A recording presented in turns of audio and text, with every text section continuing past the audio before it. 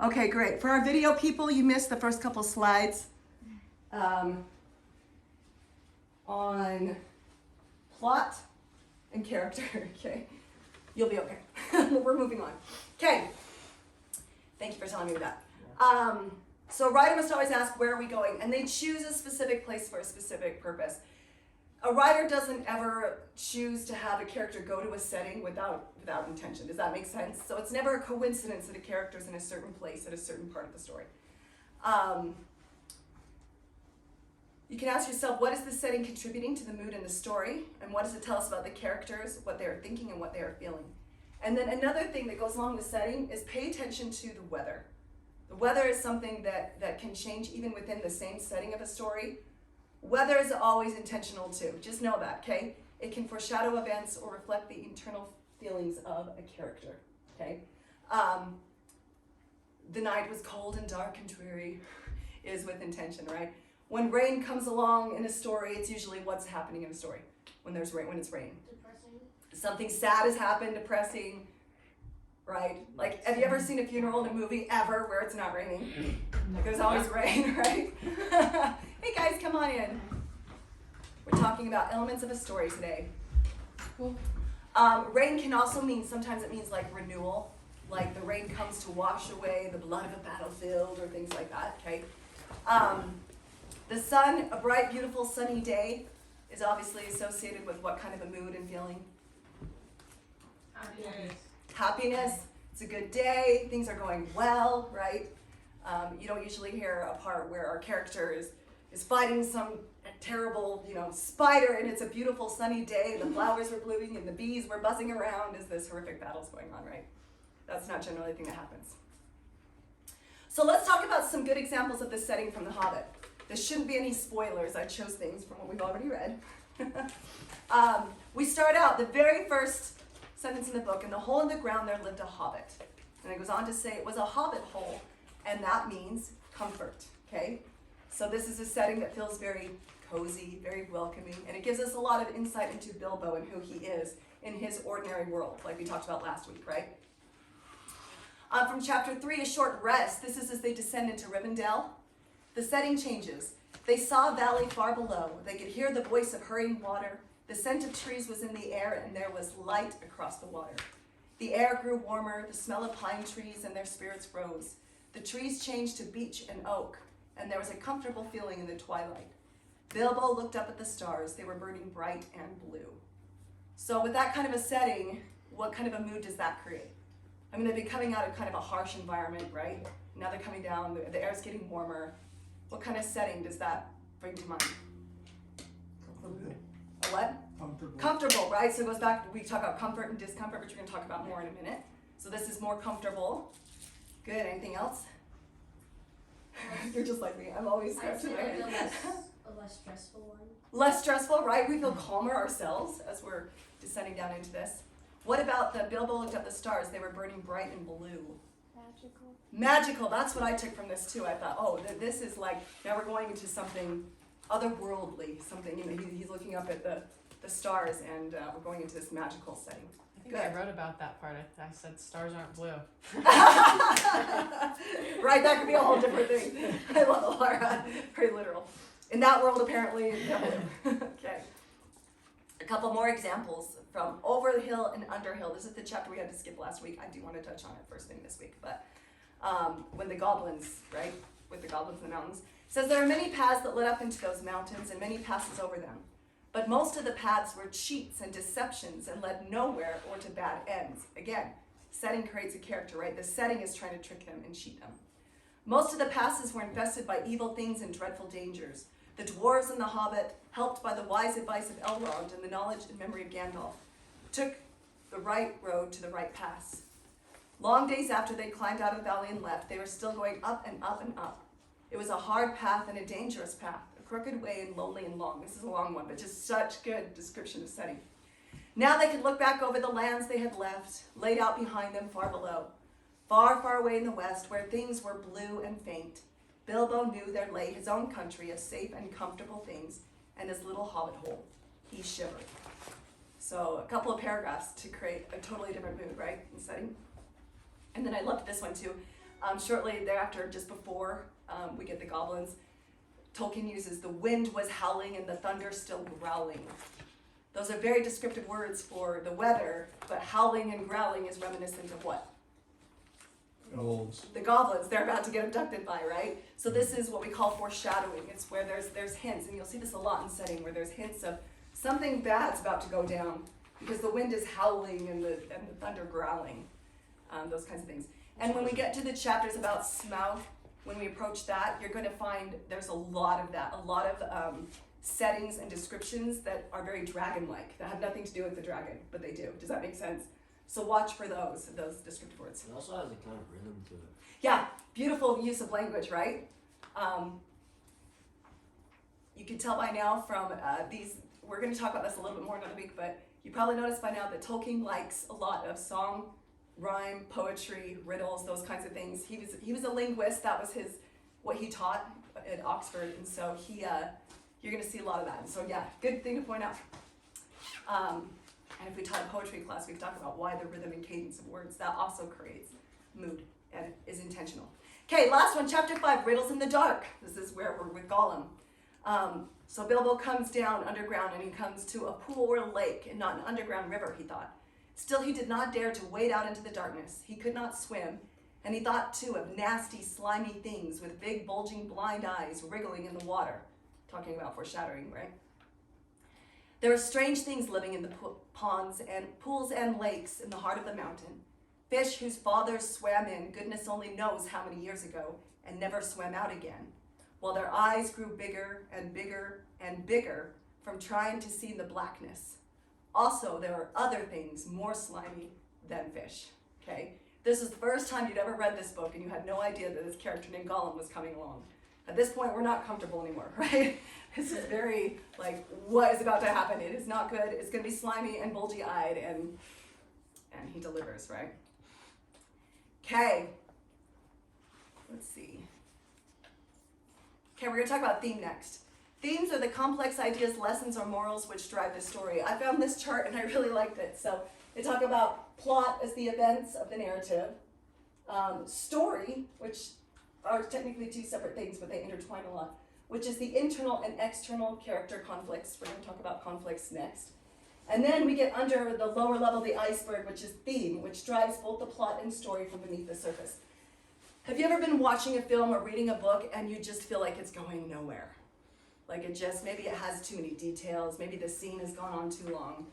This comes about when the plot and the story and the theme are just getting dragged out too hard, right? Or if there's a lower theme lacking, sometimes it just feels kind of hollow and it's not that interesting of a story. If there's not something going on underneath, then we get a story that maybe you read once and you don't tend to circle back to, as opposed to the first week we talked about classical literature and that you come back to it again and again and again because there's always something deeper to be gained from that. Most of you are rereading The Hobbit, maybe second, third, fourth time, myself too, and there are things that I'm still finding. Hopefully we'll have time to talk about one today that I'd never seen before. That's kind of fun. Okay, so let's talk about some of the themes from The Hobbit that we've discussed before. Comfort versus discomfort, right? Raise your hand if you've noticed that popping up again and again and again in The Hobbit, right? In my margins, I've been writing, we're not in Kansas anymore, kind of a thing. Whenever Bilbo's in this place where he's kind of thinking back and missing home and feeling uncomfortable, right? We won't read all of these. But let's talk, this is a good one because a lot of them talk about he misses the comfort, but some of them talk about his discomfort. The second quote here, now, it is a strange thing, but things that are good to have and days that are good to spend are soon told about and not much to listen to. We talked about this one last week. Who brought it up? Someone brought it up. Is it you, Savannah? Yeah. Oh. Yeah? Dia? Yes. Yes. I remember I pointed here because it was like someone that was here. Was it you, Dia? Yeah. Anyway, we got brought up, and I think you did too. Well, yes, because you brought it up, and then we had that discussion. While things that are uncomfortable, palpitating, and even gruesome may make a good tale and take a great deal of telling anyway. That right there is a great paragraph. If you were to write a paper about the theme of comfort versus discomfort, there's a lot to be dissected in that quote. Another thing that we've discussed in here is luck versus providence. Raise your hand if you've noticed how much they talk about luck in this book. Okay? And we had a chance to talk about how, is it luck or what is it really? Knowing Tolkien's background, what is he alluding to? We'll read the shorter of the two here. This is from, I don't know what chapter, page 106. I think this is the chapter with Beorn. I always meant to see you all safe if possible over the mountains, said the wizard. And now, by good management and good luck, I have done it. Indeed, we are now a good deal further east than I ever meant to come with you. After all, this is not my adventure. Anyway, and then the last quote, there on page 164. When he heard this, Bilbo was all in a flutter, for he saw that luck was with him. Luck of an unusual kind was with Bilbo then. Okay, so this theme of luck, it's not really luck versus providence, it's sort of luck as providence is how that would be. Okay, we hadn't get a chance to talk about this yet. The week when we talked about the hero's journey, it kind of ties in with this theme, and this is a great way to read The Hobbit too. You can read The Hobbit through any one of these theme lenses, or all of them together. But one of the ways that people discuss The Hobbit is that it's a coming of age story, that it's a growing up story. We start with Bilbo, who has just come of age at 50 years, because as a Hobbit, an adult is now 50 years, or I guess he says he's middle-aged, but he's never left home, he's never gone on an adventure, he's never had any of those kinds of experiences, right? And it's no coincidence maybe that he's small, so he comes off as sort of a child as he goes into some of these settings. People are like, well, you're small and insignificant, what are you even capable of? And then over time, everyone's confidence in Bilbo, including his own confidence in himself, begins to grow, right? So this is a great, from the chapter on the spiders on page 144. Somehow the killing of the giant spider all alone by himself in the dark, without the help of the wizard, of the dwarves or of anyone else, made a great difference to Mr. Baggins. He felt a different person and much fiercer and bolder. Okay, so he starts to believe in himself. And you may notice when he comes to his first trial, which is what's his very first trial that he has to deal with? Trolls. The trolls, right? When he first comes on the trolls, we touched on that great quote where he said he knew that he should do something. He just wasn't sure what that something was. Yeah, I right? cross-referenced those two. Did you? You did Yeah. cross-reference? What did you cross-reference it to? Tell us about that. So the scene, so the page where it goes like he knew he should do something, and then the page also in the trolls where his friend is like in danger, and he was like, he knew it was like this was the time to either get out of the way and warn people or something, but he just kind of freezes up. And then I referenced that to the scene with the spiders where he was like, he knew the moment had come for him to do something, and then that time he actually does do something. That's excellent. I cross-referenced the same spot. So thank you for bringing that up. It's such a distinct thing that the first time he said he knew he had to do something, but he didn't know what. And then it says, we could flip it open if we had a second, but he comes to the spiders, and that the time had come for something to be done, and he knew that he had to do it, and he went and did it, right? So we see a huge progression of Bilbo's growth as a character. Good. And then the next paragraph was just, they changed their opinion of Mr. Baggins very much. Had a great respect for him. How different this is from the dwarves when we first met them, right? And it ends with, Bilbo began to feel that there really was something of a bold adventurer about himself after all. Okay? So if you were writing a paper through this lens, or responding through this lens, you could probably write a great deal about your own being able to relate to Bilbo as a character in a time when maybe you felt like you weren't prepared to do something and had to figure that out, or your own growth and progress as you've come of age and as you're growing up. Okay, another theme from The Hobbit that we've talked about, I went with ones that we've mostly talked about in class, and we'll add any others here if you have any in mind, is the theme of mercy. We brought this up last week when we talked about Gollum. So Bilbo doesn't end up killing Gollum for several reasons, but one of the big reasons is he sees him, and we say here where it's in bold, he looked at him, and a sudden understanding of pity mixed with horror welled up in Bilbo's heart, a glimpse of endless unmarked days without light or hope of betterment. And he decides, instead of killing Gollum, that he's going to spare him, which ultimately is a really important decision, right?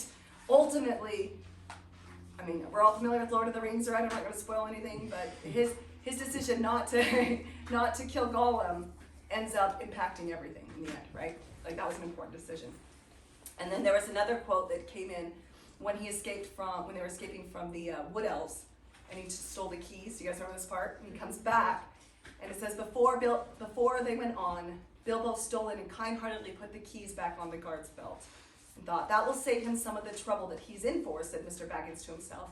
He wasn't a bad fellow, and quite decent to the prisoners. So he's thinking, he's going to be in a lot of trouble. I'm going to spare him some of his grief. And so we see Bilbo's character as a very like merciful, thoughtful being, right? Before we move on from theme, does anyone else have any other themes that they've noticed pop up in the book that they found interesting? Yes, Lydia. I found a theme of like capture and release, or Uh-huh. like they'll go through like a trial and then they'll be fine, and then they'll have something else that happens and then they'll be fine, and they're just kind of like, I don't know. And then, It's happening over and over as they go through their trials. yeah. And then another one is like friendship and like building up relationships. Like you can see his relationship building with the dwarves, and they're kind of like he's like annoyed by them, or they're all good friends, or like yeah, it's funny. Isn't it funny to watch Bilbo's growth? Yeah. Like he starts out so timid and shy, and at this point, what's he like? And then he was like, "Oh, don't worry, let me at him," and he's like, Yeah, he's a lot more brave. Spiders. And you start to see his real personality, like which a is a little murderous. spicy. Like Yeah, Bilbo's he pretty is. spicy and A sassy. murderous streak, I Like how he appreciate talks it. to the dwarves when he like cuts them out from the spiders. It's like, wait, no, it's with the prison scene. It's like, Yeah. well, if I got you out this far, so if you really don't have another plan, I can put you back in. Yeah, like he starts. I love it. He starts getting really sassy with them and being like, "All right, well, if you don't like it." Falls from the tree onto the leaves and like laughs at it. Right? This is a very changed Hobbit, right? So it's fun to see his personality and his character come out. Almost. Yeah. I'll tell you what, as a parent, going back to the theme of coming of age story, as a parent, one of the really fun parts is when your kids become teenagers. And yes, there's some sass, and yes, there's some back talk, and there's some new things, but you start to see like your adult personality start to come out, and it's just magic. It's just, you're gonna love it. The age teenagers are really fun. Don't let anyone else tell you otherwise. They're fun. Speaking of that, I Yeah. also found, so there's a theme of identity, which I think he talks about in an interesting way. All over the place you have people asking Bilbo, what are you? Like, because they don't know, like, what a hobbit is, and I feel like it adds to the theme of he also doesn't quite know who or what he is yet, and so I thought that was a cool detail that he stuck in there as he's talking about identity. He's figuring it out as he goes, right? Uh-huh. Like as he interacts with these different trials, like Lydia talks about, they get into over and over and over again. Each time he's gaining and learning something more about himself too. Yeah. When you do write your papers, and this is just to keep in mind as you're reading, I hope you look forward to writing them, because it's a chance for you to be able to kind of reflect back your own thoughts and life experiences to Tolkien and the story. One of the avenues you could take is to choose a theme and write about that theme, relating it to your own life and your own experience. And it could be, you know, this is what I took from this that I thought was really relatable, or this is advice that I really enjoyed. So that's one of the avenues you can take. And as we get closer, we have a couple more weeks of The Hobbit, and then we're going to talk about it. So as you're noticing these themes in the book, if there's something that you're really enjoying about it, be thinking about that as this would be fun to respond to this and write a paper about this. Yeah. I like that, talking about he's figuring out who he is as the story goes on. Yeah. Because that's what Tolkien's doing with the world, and like both discoveries develop the characters and the world. And that's really cute. It is, right? It's a journey for, yeah, he's 100% figuring out who is this character, and it's really fun to watch his process as a writer. Yeah. I've noticed the character with Bilbo, how he gets a little too confident, but then he lessens down a little bit because something happens. Like he went and got through, like when they were stuck on with the river, and he was able to get out of his barrel.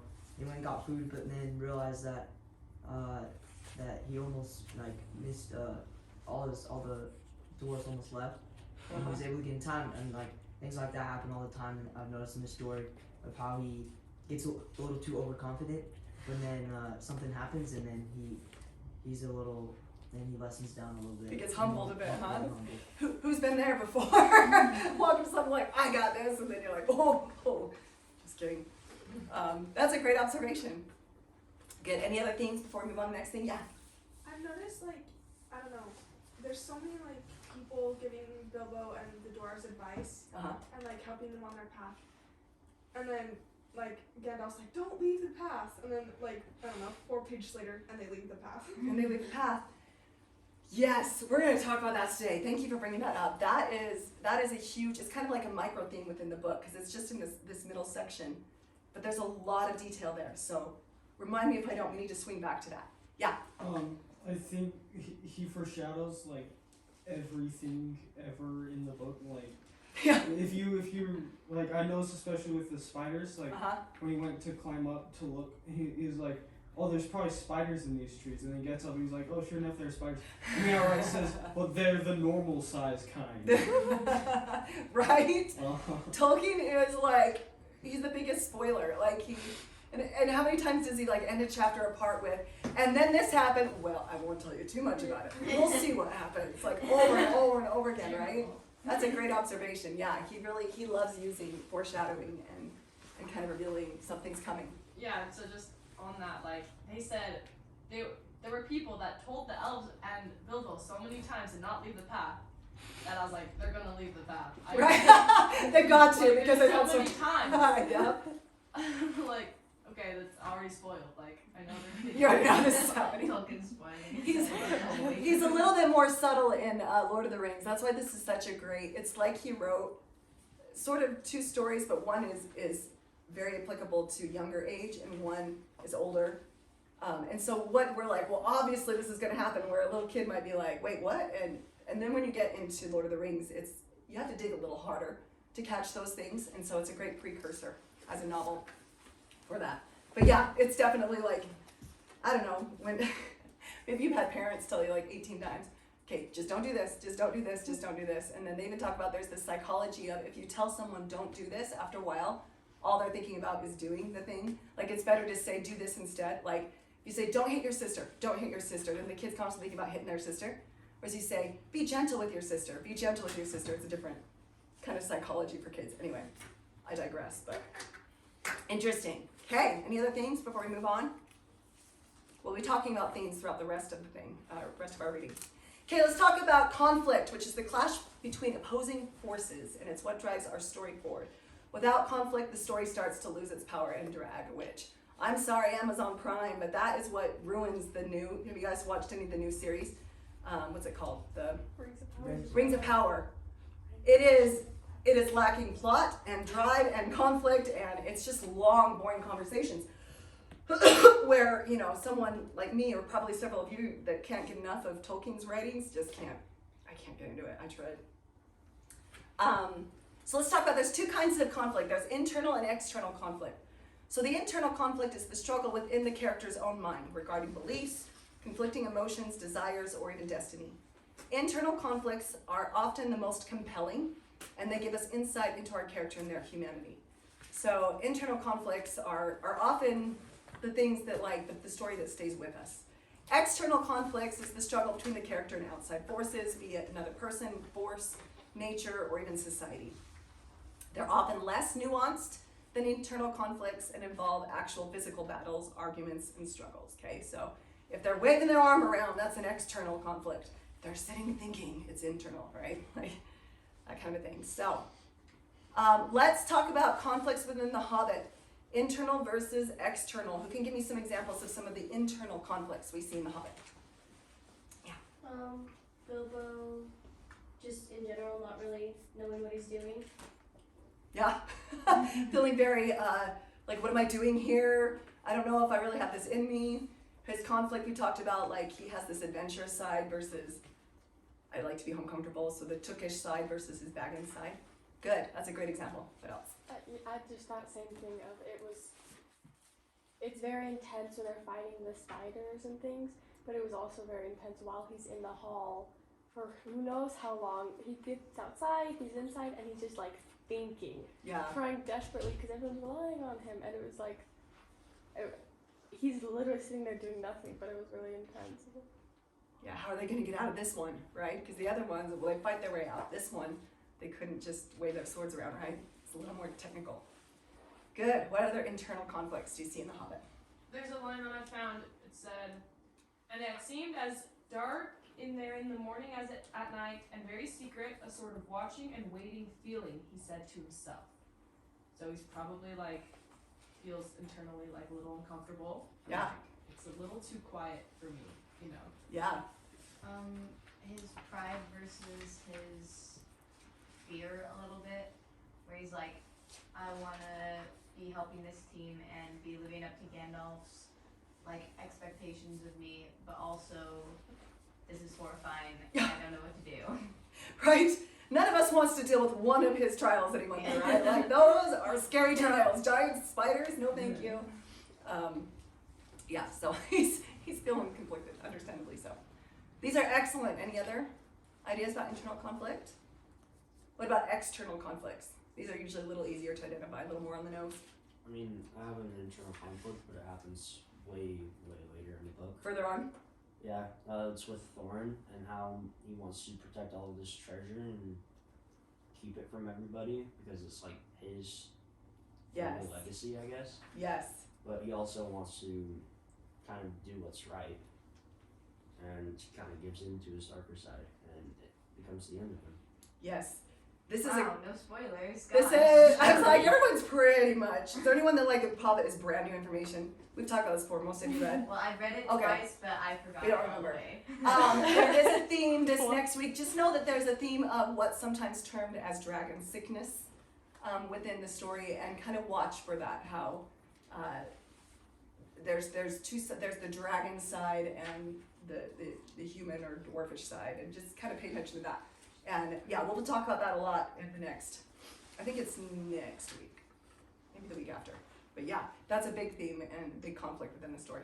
Yeah. And an internal I've seen is like with the dwarves and Hobbit, is how like how people keep telling them don't do that, but I feel like they have dwarves are like cocky. Yeah. It just kind of goes with the character they are, and so they kind of go off and they think, oh, we can find our way out, or we can do this, and we don't need to meet Gandalf there, and so I feel like that's a problem that they have. Yeah, the dwarves are arrogant, right? There's a lot of pride there, which gets them into trouble, especially later in the story.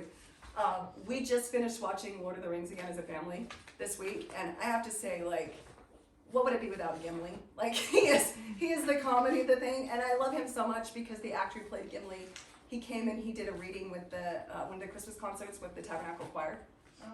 When I was there playing, and this is my only star story, but they usually have us backstage. I played in the orchestra at Temple Square, so I was there, and when they have us backstage, they usually tell us, like, give them space, avoid them, like a lot of actors don't like being talked to, and he was the warmest friend, like he is Gimli in real life.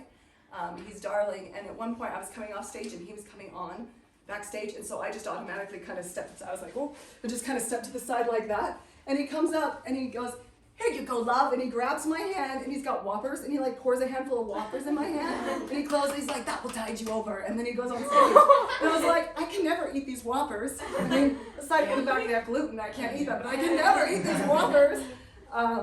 Anyway, so he's just a darling, but aside from that, his character, he's very proud, he's got that dwarfish arrogance, and it brings a lot of humor, especially between him and Gimli, in the elf, and as they're competitive about everything. So anyway, I digress, that just popped in my head.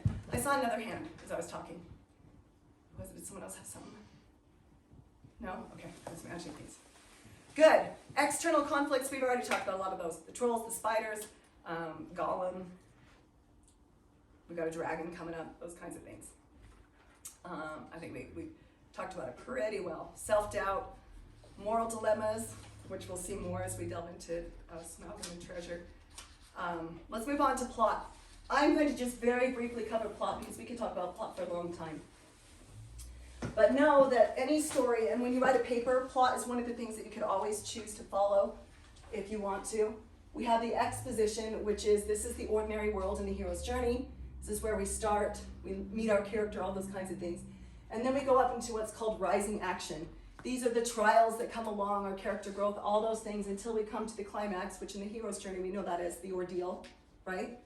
And then it comes to falling action, which is like slowly but surely things work out. Usually there's a few more trials on this end of the thing. And then this is a French word, the denouement, which is also sometimes called, I don't remember what they call it when they're not being fancy in French.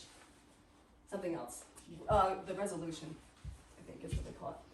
Anyway, so just understanding that, this is sort of a deceiving because it shows rising action equal to falling action. This should really be drawn like a long one and then a quick down to the denouement, okay? So you can think where we're at, in our journey, we're here. We come to the approach in our hero's journey soon. In the next week of reading, we're gonna come to the approach. leading up into the climax and all the things that come with that. So that's as much time as I want to take today, except I do want to show you what may be the greatest piece of literary learning that I've ever come across on YouTube. It's very funny. It's just a song about plot, and I thought it was a frolicking good time, so I'm gonna pull that up. Let's see. I just watched it and I was like, this is the craziest thing I've ever seen, and it's amazing. Let me pull it over here.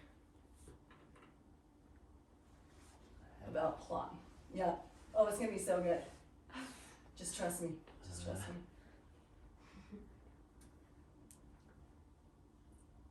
Wait, this might be. Stories are designed to build vocabulary and comprehension. There are. Not it. It's the one before this. This happened last time too. It's an ad. Oh, it's an ad. Yes. Okay. Like It's a There are hundreds of stories to choose from.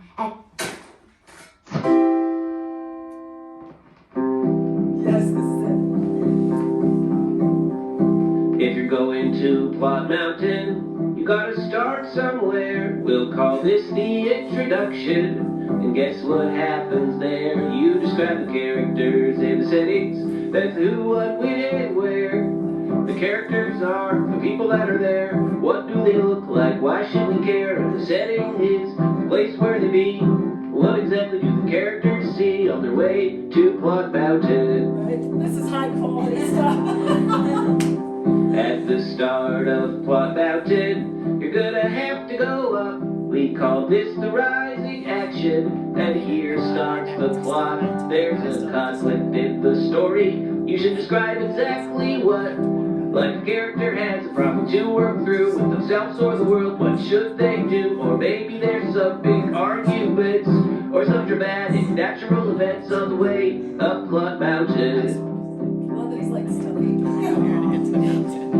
Keep going up Plot Mountain until you reach the top. We call this the climax, and here you cannot stop. You must face the biggest problem that leads to a turning point. Here the story is the most intense, with emotions, drama, and suspense. But action like this cannot stay. The story must change and go a different way on the top of Plot Mountain. After the top of Plot Mountain, you're gonna start to go down. We call this the falling action, and it lasts until flat ground. There's still action in the story, but it will start to slow down. So the worst is over, yeah, the worst is through. But now what will the characters do? There are still some problems. How long will they last? And don't forget the ending's coming fast on the way down Plot Mountain. After climbing down Plot Mountain, well, it's gotta end somewhere. We call this the resolution, and what will happen there? You should answer all the questions until you are aware that the conflicts in the story from before aren't there anymore. Unless there's gonna be a sequel or a part 2, and then you'll have to think what will the characters do the next time on Plot Mountain. There you go. Blessed with culture in the highest form. So funny. I don't know how to make that go away.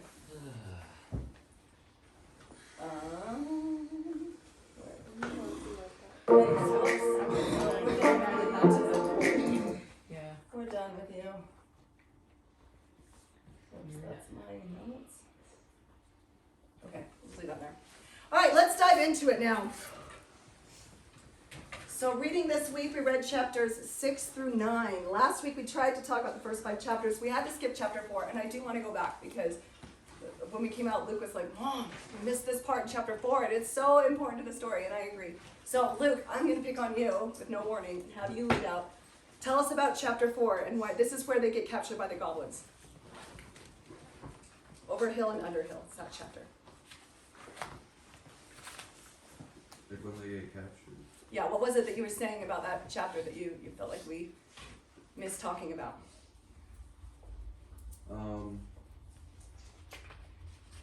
So, this is what I underlined. It's not unlikely that they invented some machines that have since troubled the world, especially the ingenious devices for killing large numbers of people at once. For wheels and engines and explosions always delighted them. Good. And why? What did that remind you of? War. Of war, right? So we know Tolkien's background. He served in World War I. His son Christopher served in World War II, right? Goblins are cruel, wicked, and bad-hearted. They make no beautiful things, but they make many clever ones, right? And then it goes on to talk about that, what Luke read, the killing large numbers of people at once, devices for killing large peoples at once. For wheels and engines and explosions always delighted them. They hated everybody and everything, and particularly the orderly and prosperous. Goblins don't care who they catch as long as it is done smart and secret, and the prisoners are not able to defend themselves. You write a whole paper on that paragraph, in my opinion. You really could. Yeah, Hey, that just reminded me of like, they like it when they can't defend themselves. Like they have no sense of like equality in a sense. Like Bilbo, like he did not kill Gollum because he couldn't defend himself, and that's a good thing. The Goblin's just like have no mercy at all. Yeah. It's like actually evil. Yeah, no mercy, cowards, right? They want to catch someone who's easy. And totally the opposite of, we talked about, even Gollum had sort of this Arthurian honor of like, look, we have this code, we're going to talk about riddles, and the winner wins, even though maybe he's a little treacherous at the end. But the goblins are not that way at all, right? Not at all. Yeah? I think this kind of goes back to like Christian themes and values, because I think before J.R.R. Tolkien and C.S. Lewis wrote The Lion, the Witch, and the Wardrobe and The Hobbit, they kind of had a bet to see who could write the most Christian book. And it actually sparked two books that are very familiar with today. And yeah, I'm seeing a lot of Christian themes here. You can't not, right? Yeah, it's too easy. It's too easy. Tolkien was not subtle about it, being a very devout Catholic, and that comes through here quite a bit. Blatantly obvious. Yes. Good. Was there anything else? I know in chapter 4, when I was like, we have to skip it, there were a couple people like, no, it's my favorite chapter. Did anyone have anything else from chapter 4 before we move on to chapter 6? With the goblins? They wanted to stand out.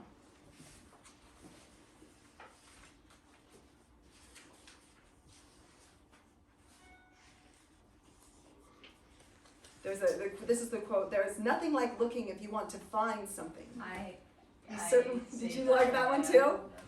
You certainly usually find something if you look, but it is not always quite the something you are after. Talking about words of wisdom from Tolkien, right? Yeah. It's a great line. Savannah.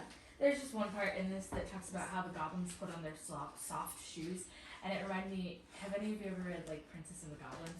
Yes. Yeah, I just saw that and I was like, oh, that reminds me of that book. Because the Princess and the Goblins is all about the goblins and like the need of shoes and things. Yeah. Those aren't real. They don't have them. I'm disturbing imagery. It is. It is. I'm 80% sure. I'm doubting myself because I can't remember the exact book that I read, but I remember something about that Tolkien mentioned that he loved that book, and that book served some inspiration for his book as he wrote it. So thanks for bringing that up. Good. Should we move on to chapter 6?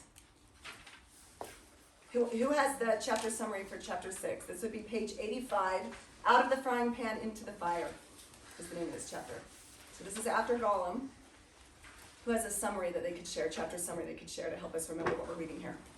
They basically just escaped the goblins, got out of the mountain, and then were found by wolves, so they had to hide in trees, and then the goblins found them again, and they were literally, there's a fire going on.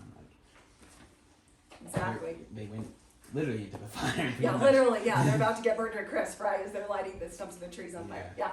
So I had an interesting thought. You know the song that the dwarves sing in the beginning? And they're talking about essentially like the events of the dragon coming and burning down their village. But I noticed how it does kind of tie into like maybe a little bit of foreshadowing for this chapter, because they're up in the pine trees and there's the flames and they're trying to, or not the pine, they're just in trees. So yeah, one was described as a Christmas tree, yeah.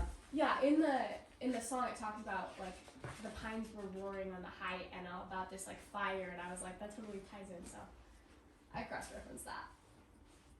Fire is a theme throughout the whole book. You hit something, and for the very reason that you said, this is foreshadowing. both about this event and about, we're about to run into a dragon. So Yeah. you'll notice the use of fire throughout the book is, I think you're right, very intentional. Didn't Gandalf burn him with like blue and pink fire? Oh, yeah, well, even dating very first chapter where we talked about the fireworks of Gandalf. And, Yeah. Yeah, Gandalf seems to be like a fire wizard. Like He's a fire wizard. That's- Gandalf the Red! Yeah, that's what I've seen from his powers.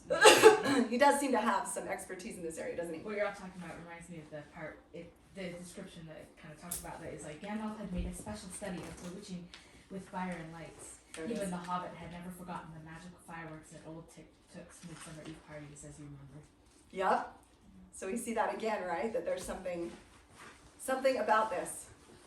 Good, that's an excellent point. Who else had something from chapter 6? Just like he's still hiding the ring from everyone, and later it's revealed, but Gandalf's not there, and I feel like Gandalf would be like, everyone's like, oh, that's so cool, you have a magic ring, but Gandalf would probably swat it from his hand and throw it. Do you think Gandalf knows he has the ring? Yeah, because at one part it talked about how Gandalf was like, after he'd come back, I don't know exactly where. Yes. I can't find it with all my billion markings, but he talks about how Gandalf like seemed to know more of the story than the Hobbit seemed to know. Yes. There was more or something. That's when, do you have it, Luke? Or? Yeah. Okay, read it for us. He gave Bilbo a queer look from under his bushy eyebrows as he said this, and the Hobbit wondered if he had guessed the part of his tale that he had left out. Right, this is when he comes out from Gollum, and he just magically appears, and the dwarves are like, whoa, where'd you come from? They're like, that's so amazing, you really are a good burglar, you're so sneaky. But Gandalf gives him kind of a side eye and is like, there's something that's happening there. Whether he understands that it's the ring and the full value of the ring, I don't think so, especially because he's still kind of learning what the ring is into Lord of the Rings. But he seems to know that there's something. This is not just hobbitry, right? I There's mean, something else happening If here. I was Gandalf, I think I'd be kind of shocked if everybody was like, wow, you're such a good burglar. Yeah, he's like, no, you're not. I mean, I believe in you, but you're not that good. Kind of a thing. what do you have in your pocket? Good, yeah. That was in the end of chapter 5, right, Luke? Did that happen? I think Oh, that's no. me. That was Star Trek. It's like Oh, is it further? Okay. See, good job, guys. Good. Back into chapter 6. What else do we see in here? Yes, Lydia. Oh, sorry. And then we'll. Sorry. Lydia, then Cosette. Oh, okay. I just had a funny favorite quote from this Uh-huh. chapter. Please. So it's when they're all the dwarves are trying to climb into the trees, and it described them like old gentlemen gone cracked and playing at being boys. Such a good quote. Right? What did you say, Dia? I had highlighted that one too, like Lydia said. Yeah, I'm trying to find that. Is that on page 92? 93. 93. Oh, okay, yeah. And I loved the line above that. Feely and Keely were at the top of a tall larch like an enormous Christmas tree. Oh, that was a part. Anyway, there's some funny, it's just kind of a funny, right before that, Tolkien does what he often does, which is when things get too tense, what does he tend to do? He tends to diffuse it a little bit. He diffuses it. Yeah, he comes in as the author and kind of breaks the fourth wall and like cracks a joke, right? So right before that, he says they're climbing up the trees. They went high as they could trust. He said, "You would have laughed from a safe distance if you had seen the dwarves sitting up in the trees with their beards dangling down." And then it leads into that quote, like old gentlemen were gone cracked and playing at being boys. And then it even talks about that they looked like they were the top of a big Christmas tree. Knowing that this is a children's book and that he kind of had his own children in mind as he wrote it, it's funny to see how he's kind of like, well, this part's kind of scary, but we're okay. Break the fourth wall. Like, I'm still here and I'm leading you through this journey. And here's a little joke to lighten the mood. Yeah, Eleanor. Also, I can't remember if this is in 6 or 7, but I had a quote, and it was just when they were talking about how eagles aren't like forks. Uh-huh. I thought that part was really funny because usually Bilbo, when he was like in his Hobbit hole and stuff, he definitely thought everything he said through a lot. Mm-hmm. And he was like very cautious about like offending the dwarves when they came and stuff. So I just thought it was funny that like his nature shining through a little, and he's like comparing eagles to forks. Yeah. Yes, he's the whole Bilbo and the Eagles. Next week we're going to talk about stories within the story, and we're going to come back to this. There's a couple of winks and nods that Tolkien is doing through this that refers to stories outside of this story. We'll come back to that next week because that's a whole long discussion. I want to make sure we get to talk about these chapters this week, but that'll be our class discussion next week. And it always surprises me because I always think of Gandalf as like this all-knowing, powerful figure, Uh-huh. advisor, but so many things he does. Like, what are you doing? Like, right after the goblin singing, Gandalf climbs to the top of his tree and gets ready to jump down on the goblins. And it says that would have been the end of him. He would have died right there and then. And then, but the eagle caught him just in time. Caught him just Like, that luck came yeah. up again, right? What's happening there? Gandalf, let's find that. Do you have the page number for that Yeah, by chance? 99. Okay, 99. I want to take a minute to talk about that for a second. Yeah, okay, so it's right in the middle. Gandalf climbed to the top of the tree. The sudden splendor flashed from his wand like lightning as he got ready to spring down from on high, right among the spears of the goblins. That would have been the end of him, though he would probably have killed many of them as he came hurtling down like a thunderbolt, but he never left. Just at that moment, the Lord and eagles swept down above him, seized him with the talons, and were gone. What is Gandalf thinking there? What's happening? The sacrifice with the bang. He's thinking, I'm going to go out with a bang. Yes. So if we go back to the theme about like coming of age story and growing up, Bilbo is kind of growing up through this story, but who's already the grown up? Gandalf. Is Gandalf. There are over and over again little moments here where it talks about that Gandalf, even though he's the grown up, there are grown up fears too and concerns too. Earlier in that same chapter on page 95, it talks about that Gandalf was listening to their growling and yelping, began to be dreadfully afraid, wizard though he was, and to feel that they were in a very bad place. He says that a couple of times, wizard though he was, which you could almost read as grown up though he was. Like, even Gandalf is like, we're in trouble, and I don't know what to do. And just kind of this little nod towards maybe the grown-ups in the story and say, we don't always know what to do either, you know, kind of a thing. So he in that moment is like, I've got to protect these guys. All right, here we go. And he jumps to go down, but luckily there's intervention, right? Wait, it says he never leaped. Just before he left, yeah. He was caught up by the eagle, right? Yeah. He's ready to leave. You're right. He's ready to leave, and then that happens. Good, let's jump into chapter 7, queer lodgings. What's happening here, Luke? At the very end of chapter 6. Yes, please. Anytime we need to stop. Bilbo was dreaming, and Yes. said, all night he dreamed of his own house, and he wandered in his sleep into all the different rooms, looking for something that he could not find, nor remember what it looked like. So it's foreshadowing of what? I don't know. Because we're not there yet, right? That he's going to be looking for something that he's struggling to find. Good. Savannah, before you go, is there anything you want to I share? just quickly liked the quote that Bjorn said. He was like, "It's a good story, that of yours, but I like it still better now that I'm sure that it's true." After he had gone, like, searched that. I just like that. That's a great quote, right? Yeah. It's a good story, but now that I know it's true, It's even better. it's even better, right? Yeah. That's a great look at Beorn. I keep saying Bjorn because there's like a baby backpack that I had called Bjorn that was spelled similar. Yeah. It's Beorn. It comes from the Old English, same as like Beowulf, so Beorn, which means it's a mixture of like a bear. In fact, I have it. I looked it up, but it's Old English. Okay, Old English represents strength, power, nature, and the balance between. It means man or warrior, and then bear is another interpretation that it's meant to be. Okay. So let's talk about him. Yeah, Cosette.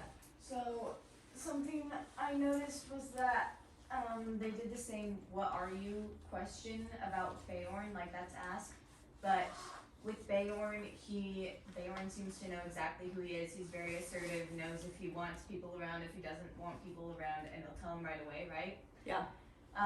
So Beorn knows exactly what it is, whereas with Bilbo, he knows he's a hobbit, but hobbits are also supposed to be like comfortable and shy away from adventures, and so he's still kind of deciding what kind of a hobbit he is and if he's really a conventional one. So I just thought that was an interesting comparison between the two characters. Yeah, Beorn is very Yeah. self-aware, right? He's very much, and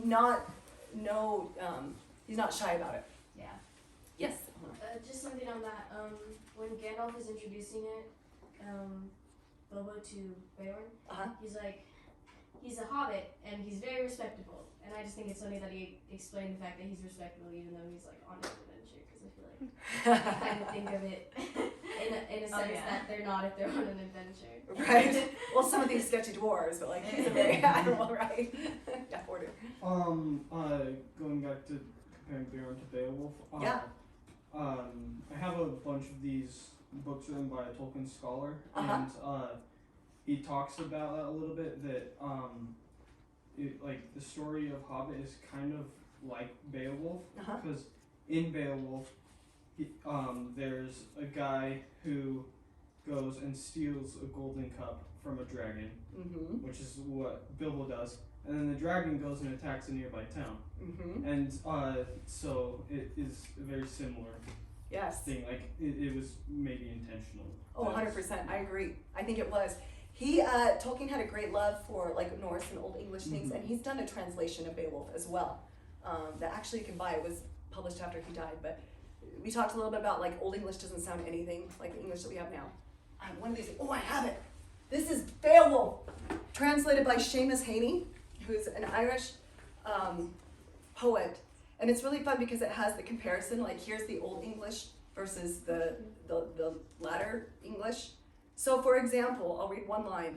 But the Earl Troop's leader was not inclined. Okay, that's very easy to understand. In Old English, my very fractured Old English, Nolde irola hilo anige pinga. Something like that. It's not even close, right? Not even close. So, yes, I agree. Tolkien he spoke Old English, and he did a translation of Beowulf, so he was very familiar with that story, and it definitely inspired him. Lydia, and then... Oh, I'm done. Okay, yeah, go ahead. I really liked even more parallels between Beorn and Bilbo is the way they introduced all the dwarves to him. Is they all go 2 by 2 and whatever, and that's how they came into Bilbo's home, is basically 2 by 2. There's some bigger groups and things. That's a good point. But that, and then their response to it, again, of like, Bilbo's not sure of himself and he's very polite and he's like, oh, hello, come in, have all my food, whatever. And Bjorn is like, that's not, you said 12. They're not people here, what are you talking about? Yeah. His strategy seemed to work ultimately, but it was kind of a risky strategy, right, of Gandalf's. Beorn, what does he represent, do you think? A lumberjack. A lumberjack? He's got a little lumberjackness for sure. We know there's some bear in there, there's some lumberjack in there. What could he represent? Because Tolkien's very intentional about his characters and like symbolism. He gave vague, like, Old Testament prophet kind of vibes. I caught a little bit of that too. Like, yeah. One of the things that he mentioned specifically is that Beorn eats honey, mostly honey, which was reminiscent of John the Baptist. Honey bread. So I thought, well, maybe. So I was looking it up. It doesn't sound like there was a connection in general, but there is that, right? I feel that too. I feel that too, that there was like something Old Testament-y about. He's very ancient and out in the woods. He's out in the woods. He's living a very unconventional life. Yeah. Yeah, and he's kind of like hidden away, and doesn't really care about wealth or anything like that. He's kind of like the caretaker of the woods, and like that's why I feel like I thought it was interesting. Like he said he eats like only honey and bread. Yeah. So he's basically just like he's very like passionate about and caring about life. And so I thought that was kind of cool. Yeah. Yes, we're all hitting it. Yeah, he kind of reminded me a lot of Moses. Like, honey bread, like manna, and then like He seems to care a lot about the truth. just kind of reminded me of that. Yeah. I thought. Oh, sorry. Yeah. No. Go ahead. I thought it was interesting because he can transform into a bear, and he's obviously this huge, intimidating guy, right? Yeah. Probably very scary, but he's a genuinely very caring person. And he talks about how like he cares for he has these animal servants or something. Yeah. And he cares for them like his own children. Like he's a very like loving person, I don't know, like caring at least. Yeah. Right, but then he comes off as this scary, intimidating guy kind of a thing, and it's just the contrast. Yeah. Yeah. Because he's very good. Gandalf says specifically, he's a very good person to have if he's on your side. If not, he's a formidable enemy kind of a thing. Which I don't have a clear, I don't mean like, this is what he means, guys, I figured it out. I don't have a clear answer to that. One of the thoughts that I did have as I was thinking about like these same things you've been talking about, like he's very strong and Old Testament is in there and those kinds of things, there's also a strong sense of nature in him. And I thought, well, if there's one thing we know about nature is that it's wonderful when it's on your side, but when it's not, things go bad, really, really bad. You know, we see these fires in California or other natural disasters that happen are not good, right? So you have to be careful, because Gandalf says you have to be careful with him. Like, you have to approach him carefully. You have to be very respectful of him. And another thing about Tolkien is that, and we see this a lot in Lord of the Rings, is he has a deep tie and love towards nature. Over like the Industrial Revolution, he was not a fan at all. It's probably part of the reason that the goblins are described as, and later the orcs, they're very Industrial Revolutionist characters, right? So I don't have an answer, but keep thinking about it. Beorn, why Beorn? And it's such a like you could pull that chapter out. In fact, a lot of like cinematic versions they just pull it out and it doesn't really affect the general plot and storyline. But Tolkien was intentional. He wanted this character in here, so think about that. Let's move to the next chapter because we're growing short on time, which is Flies and Spiders, chapter 8. Let's make sure we hit this. Such a good chapter. It's crazy, right? Yes. This is actually my favorite chapter. I hate Is it? flies and I hate spiders, but the first time I ever read this book, it was allowed with my family. My dad was reading it. And my little sisters, Allie and Lily, were really, really little, like 3 and 5. And they're so scared of them. So he changed it from Flies and Spiders to Rainbows and Unicorns. Your dad did? So the whole time while reading it, let's see if I can. So Bilbo went and killed a bunch of unicorns? No. It's awful. That's what he called them, spiders, when they were looking at him, like, very beginning of the chapter. But the eyes that he liked the least were the horrible, or the beautiful pink eyes, sort of eyes. Unicorn eyes, he thought. Oh my gosh. Anyway, so that's my favorite That's chapter. funny. Your dad's hilarious. That's really funny. I'm horrified. You're horrified by this? No, when the spiders captured them, it was spiders, but until then. Okay, yeah. But still.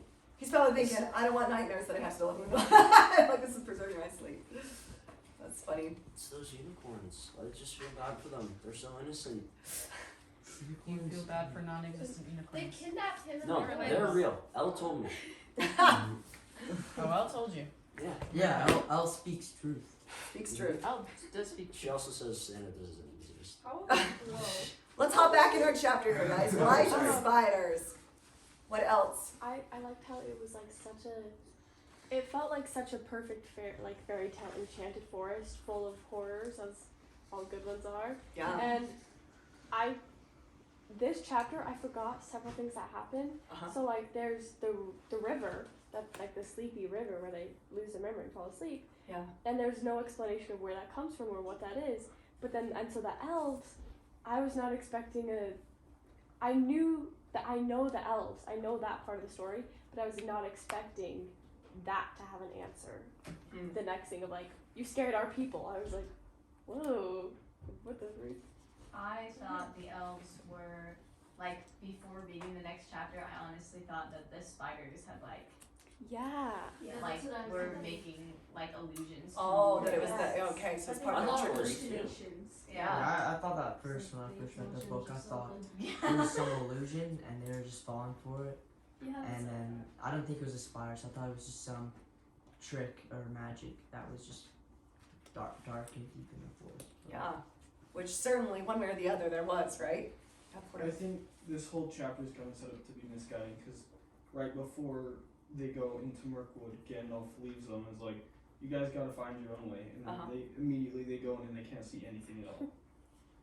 And I think it's set up to be like they're completely lost in the forest.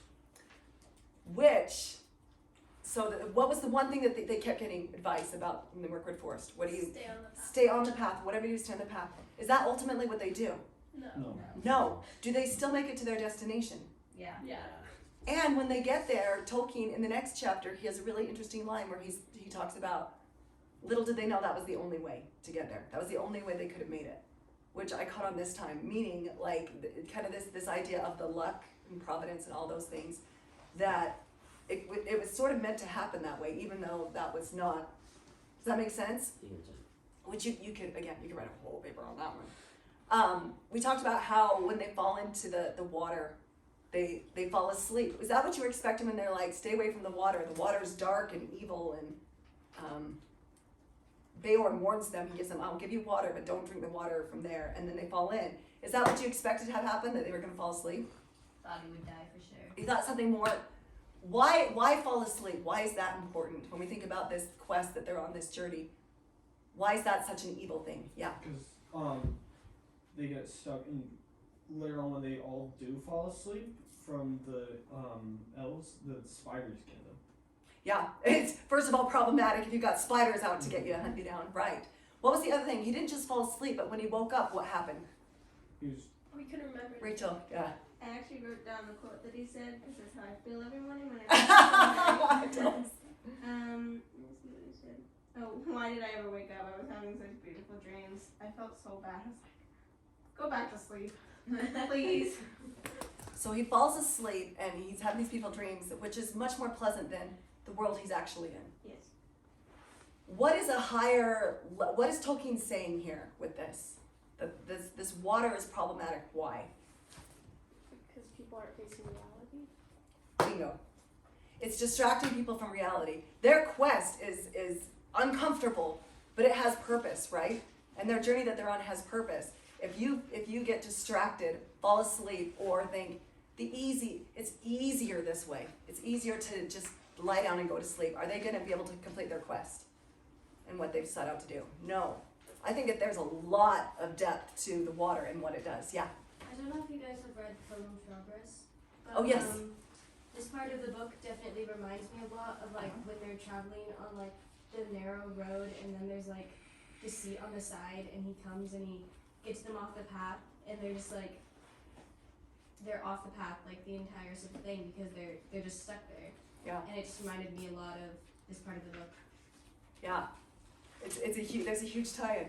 This is good, Eleanor. Next week when we talk about the story within the story, keep pondering about this, and if you have anything to add, because we're going to talk about the way that literature, we've touched on some of it today, Beowulf, and that, and there's a lot more in there that we could talk about. Something I wondered about is why did they make Bomber fat? Like, they just have randomly this, because it mentions it like a couple times in these two chapters right next to each other. They're like, Bomber's fat, and he's in the end, and he's like grumbly about it, you know? And I guess, and then he switches places with Bilbo as kind of like the burden of the team. Yeah. When he falls asleep. And then they're having to drive along and they're like, oh, he's so fat, you know? And I'm like, I was just curious, you know, what's the significance He's of that? proving that anyone can accomplish their I dreams. don't think that was If you set your mind to it, obese or not. But Bomber is not accomplishing anything. He's providing waiting on the team, literally. He's waiting. He's providing a lot of comic relief, right? And their interactions together. Like, what was the one when there was something where, what was it? Does he save him earlier in the book? I know one of the... All their funny interactions, like when he's giving Bilbo piggyback ride. And yeah. Yeah, like those? I thought that part was funny. How he's like, Bilbo's all scared and he says something and then he's like, "Oh, this sucks. I gotta carry you." Yeah, that's the part I was trying to find. Like, I think he kind of got it back to him. Yeah. That he fell asleep. Kind of like, oh, you're complaining? Fine, we'll just put you to sleep. Yeah, this is Bilbo's spicy side coming out a little bit, huh? Yeah. Someone, Porter, you had something? I had a quote that I thought was funny because he said that it said it was Bomber complaining about getting in the boat last. He said, "I'm always last and I don't like it," said Bomber. "It's somebody else's turn today." And then Thorin said, "You should not be so fat, as you are. You must be with the last and lightest boatload." This is obviously predates political correctness, right? It's a pretty funny use, but yeah, it is funny that Bomber and Bilbo have a lot of interactions, and they're usually pretty funny. So I think part of the purpose is he's just comic relief, if nothing else. We are technically out of time. Before we go really quick, chapter 9, barrels out of bond. Is there anything anybody's like just really excited to talk about in chapter 9 today? I know that Tolkien was not LDS, but the drinking scene reminded me of like Nephi and Laban. Me too. Where, he sneaks in and they're drunk, and so he takes the keys and stuff. I just thought that was interesting. Yeah, apparently getting your enemies drunk is a great way to escape or get out of a situation, right? I like the part where Preston mentioned earlier about the Hobbit was like, they were all, well, the dwarves were complaining about his stupid plan, and he was like, well, if not what what you think of a better plan? Sit in your cells while you do it. Yeah. You can sit here and think of what you want to do. This is the best I've got, right? Yeah. Yeah, Rachel. I actually just found a similar part that happened actually in chapter 6. Bilbo is complaining to Gandalf that he's hungry, and Gandalf says, "Oh, shake it off, and if you want to go back to the cave, you can, but nobody does." Yeah. I thought that was very similar. Yeah, Bilbo's really coming out. He's pretty funny. I was like, I've read this book many times before, and I don't think I've ever noticed how spicy and kind of sassy Bilbo is as he gets further along in his journey. I like him so much in Right? these chapters. He is. He's kind of raised by Gandalf in these chapters, and Yeah. Gandalf's Yeah, he's not a chill guy either, right? When Like, he says, this is how we deal with it. he's talking to Balin, I think, is the first dwarf he lets out, and Balin's like, "What are we gonna do? Like, what's going on?" And the Hobbit's like, "No time for that. Just follow me right now, and if not, they're gonna lock you up even more than you are right now." And it was a very Gandalf moment. Yeah, it is, huh? That's a good point. Gandalf is his mentor, and it starts to show up a little bit of his personality. I've never thought about that before, but yeah, I totally see that. Did you have something, Eleanor? No. Oh, okay. I liked in the movies how they portrayed how the actor how he portrayed Hobbit. I thought he had that good character. Spot on casting, right? Like the guy who plays the Hobbit, he's also I don't know, maybe you probably haven't seen most of you Sherlock, but he plays yeah. It's just like he's sort of the same character. Like he's really great. He doesn't play Sherlock. He plays Watson. Oh, Jude Law. No, the guy who plays the Hobbit. I can't remember his name now.